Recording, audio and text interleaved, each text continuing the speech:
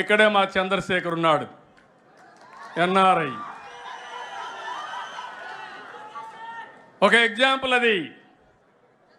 మన పాలసీల వల్ల చంద్రశేఖర్ బాగుపడ్డాడు, అమెరికాకి వెళ్ళాడు, ఒక మంచి కంపెనీ పెట్టాడు, ఒక సక్సెస్ఫుల్ పారిశ్రామికవేత్తగా తయారయ్యాడు. ఈరోజు నేను కూడా గర్వపడుతున్న తెలుగువాడుగా అమెరికాకి వెళ్ళి ఈరోజు సక్సెస్ఫుల్గా తిరిగి వచ్చి మళ్ళా ప్రజాసేవకు ఎంపీ అయ్యాడు. ఎంపీ అవుతానే అదృష్టం కలిసి వచ్చి కేంద్రంలో మంత్రి కూడా అయ్యాడు.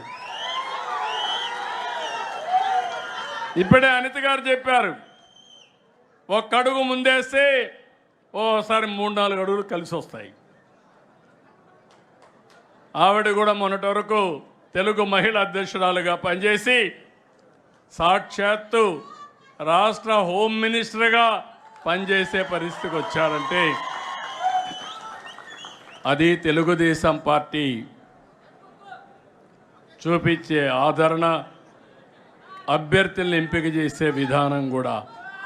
ఇప్పుడు నేను ఎందుకు చంద్రశేఖర్ గారి పేరు చెప్పానంటే సమాజం ఆయనకి ఆదరణ ఇచ్చింది, అవకాశాలు ఇచ్చింది.